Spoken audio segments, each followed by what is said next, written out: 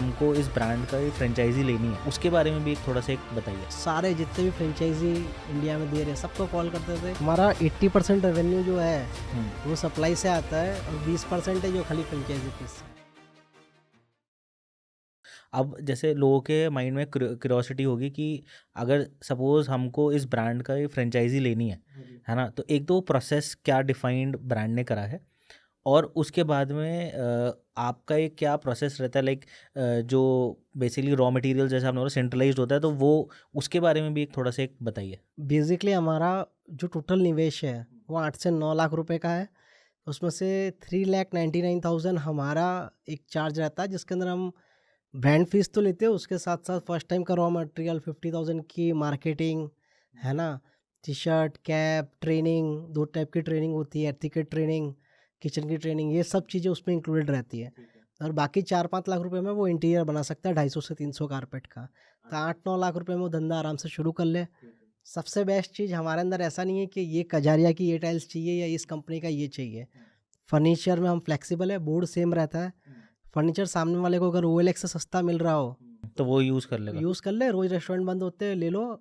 और फर्नीचर तो सबसे ज़्यादा डेप्रिशिएट होता है, 100 रुपये की आइटम आपको 20 रुपये में मिलती है। बट जैसे अभी आपने एक चीज़ बोली कि ओलेक्स से भी अगर वो मिलता है या फॉर एग्जांपल वो कहीं से भी सोर्स कर लेता है, तो इससे एक जो यूनिकनेस ऑफ द प्रोडक्ट है, या जैसे हम कैफ़े के अंदर का जो एम्बियंस होता है जनरली, लाइक फॉर एग्जांपल कोई भी एक रेस्टोरेंट चेन है, हम नाम नहीं लेंगे, बट अगर आप उसकी किसी भी चेन ऑफ आउटलेट में आते हो तो एक सिमिलर काइंड ऑफ एम्बियंस उसको क्रिएटेड मिलता है। ठीक तो अगर ये लोग बहुत ज़्यादा अलग अलग जगह से सोर्स करेंगे तो वो आपको नहीं लगता कि ये सारी चीज़ें थोड़ी डिफरेंट हो जाएगी? ये तो अच्छी बात है ना। अभी क्या सेम सेम से इंसान बोर हो जाता है।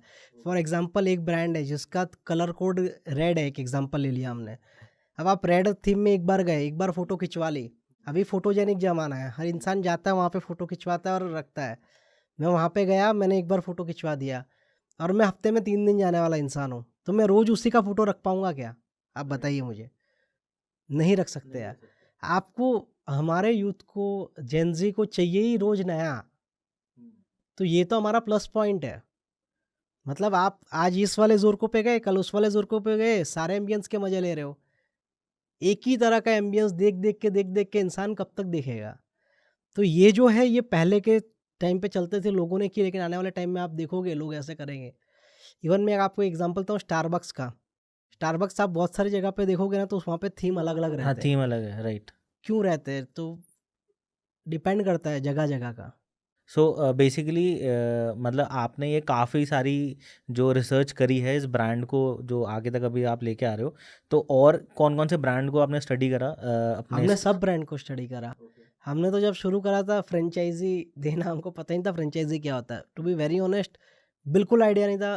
फ्रेंचाइज़ी वर्ड सुना था बट ये कैसे क्या होता है नहीं पता था। कस्टमर आते थे, हमको पूछते थे कि हमको फ्रेंचाइज़ी चाहिए सर आपकी, आप बताइए। तो हम बोलते थे हाँ ठीक है देंगे, बताएँगे।